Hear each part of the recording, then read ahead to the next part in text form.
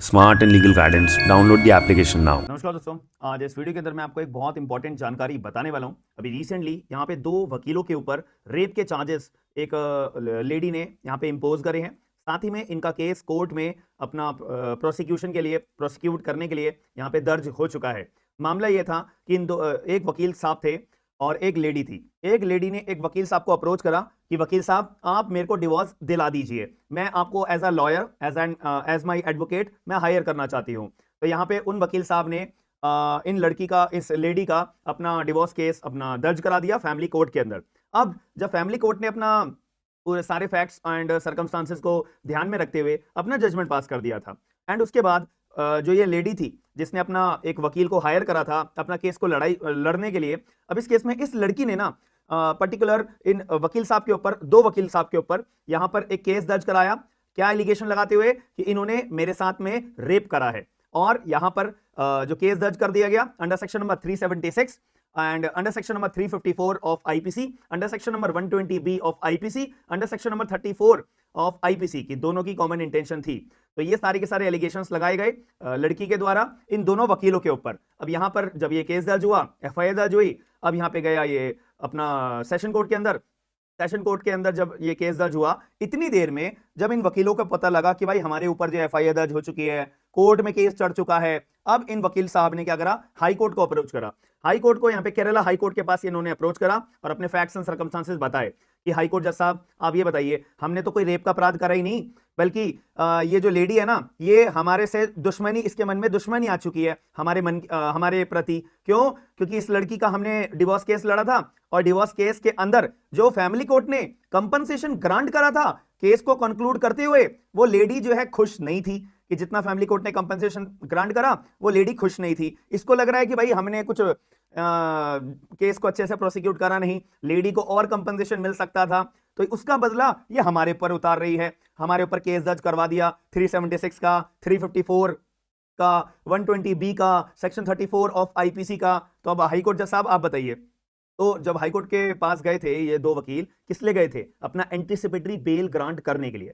तो हाईकोर्ट ने इन बातों को ध्यान में रखते हुए एंटीसिपेटरी बेल वकील साहब को अपनी ग्रांट कर दी थी। साथ ही में वकील साहब ने एक बात यह भी बोली थी कि ये जो लेडी है ना, इसने हमारे ऊपर जो रेप के एलिगेशंस लगाए हैं ये भी बेबुनियाद हैं और ये झूठे हैं, ऐसा इन्होंने बोला था।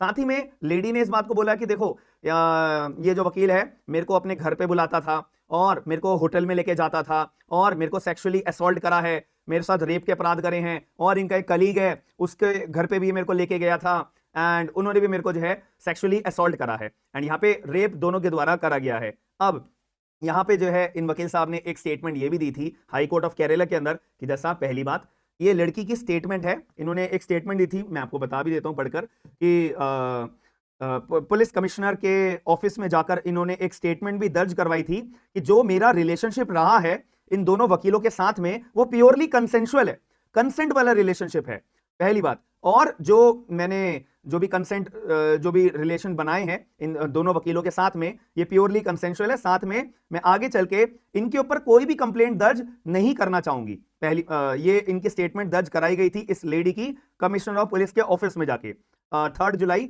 इसी साल 2023 की अगर मैं बात करूं, 3 जुलाई को ये भी इन्होंने वकील साहब ने यहाँ पे हाई कोर्ट के सामने स्टेटमेंट बताई थी। अब फैक्ट्स एंड सर्कमस्टांसेस को ध्यान में रखते हुए केरला हाई कोर्ट ने यहां पर इन दोनों वकीलों को एंटीसिपेटरी बेल ग्रांट कर दी। अब इस केस में जो ये लेडी थी जिसने एलिगेशंस अपने दो वकीलों के ऊपर लगाई थी कि इन्होंने मेरे साथ में रेप करा है, ये मुझे होटल में बुलाते थे एंड वगैरह वगैरह।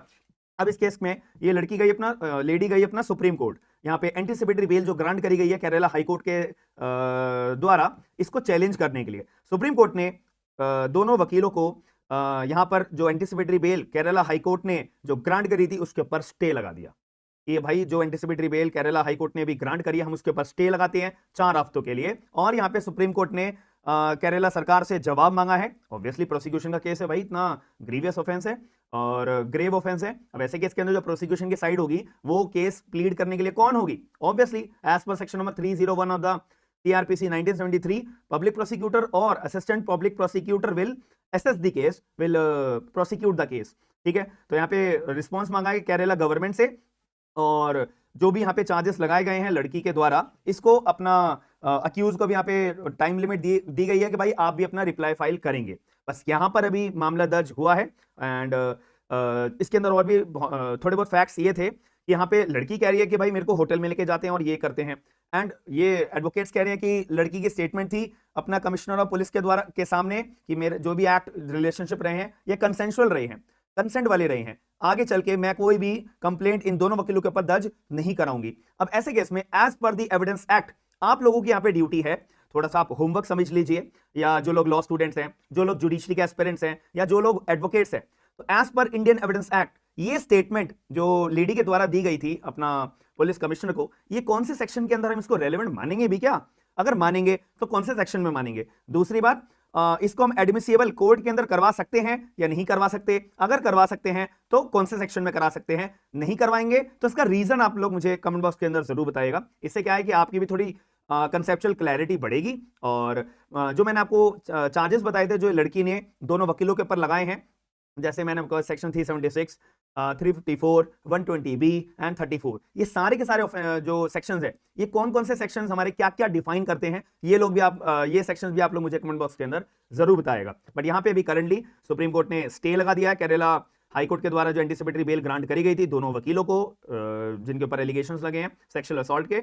एंड यहाँ पे जवाब मांगा है। अब अगर जवाब 4 हफ्तों के अंदर अंदर, अब जवाब आने के बाद में फिर देखा जाएगा कि यहाँ पे स्टे बरकरार रहेगा एंटीसिपेटरी बेल का या नहीं रहेगा। बट अभी करंट केस यही है जो मैंने आपको प्रोवाइड कराया है। तो आप लोग मुझे अपना व्यू पॉइंट, आपका क्या व्यू पॉइंट है कि जो एडवोकेट्स होते हैं वो प्योरली बेसिस पे भाई जो अपना क्लाइंट को रिलीफ दिलाते हैं। और यहाँ पे एक और फैक्ट मैं आपको बता दूं, लड़की के द्वारा एक और स्टेटमेंट बोली गई थी, अभी मेरे माइंड में आई है कि यहाँ पे जो है जो ये दोनों एडवोकेट्स थे ना, इन्होंने प्रॉमिस करा था लेडी को कि भाई हम तुम्हारे को एक बहुत बड़ा बंगलो दिलाएंगे और तुम्हारे जो बच्चे हैं ना इनका पालन पोषण, इनके एजुकेशन के खर्चे, ये सारे हम तुम्हारे को प्रोवाइड कराएंगे। ये एडवोकेट्स ने प्रॉमिस करा था लड़की को कि तुम जो है यहाँ पर हम तुम्हारे को घर वगैरह, तुम्हारे बच्चों का पालन पोषण, एजुकेशन वगैरह हम प्रोवाइड कराएंगे। अब एक बात बताइए, यहाँ पे एक अपराध बनता है रेप का। अगर आप लोग मेरे को फॉलो अप करते हो मेरे टेलीग्राम पे, इंस्टाग्राम पे, मेरी एप्लीकेशन के ऊपर, या किसी ने कोई ना कोई मेरा बैच ज्वाइन करा हुआ है अगर आईपीसी का, तो मैंने आपको ये चीज बता रखी है कि फॉल्स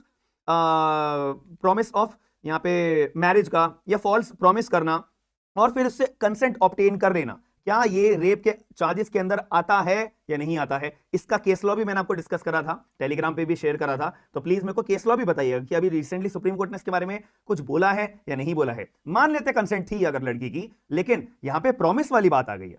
अगर प्रॉमिस करके झूठा दिलासा दिला के अगर कंसेंट ऑब्टेन करी जाती है तो क्या ये रेप का चार्ज बनता है या नहीं बनता है? आप लोग मुझे बताइएगा। साथ ही में वकीलों के बिहाफ पे या वकीलों के अगेंस्ट में आप लोगों का क्या व्यू पॉइंट है क्लाइंट डीलिंग के बिहाफ पे, तो आप लोग मुझे अपना व्यू पॉइंट कमेंट बॉक्स के अंदर जरूर बताइएगा। बहुत ज्यादा इंपॉर्टेंट है एजुकेशन के पर्पस से भी और एक प्रैक्टिकल पर्पस के लिए भी, याद रखिएगा। बाकी हम मिलते हैं नेक्स्ट वीडियो के अंदर। एंड जिसको अपना वीडियो शेयर करनी है तो प्लीज वीडियो शेयर करके और वीडियो को लाइक करे बिना बिल्कुल मत जाइए। ये मेरी आप लोगों से एक छोटी सी रिक्वेस्ट रहेगी। बाकी मिलते हैं नेक्स्ट वीडियो में। थैंक यू, धन्यवाद।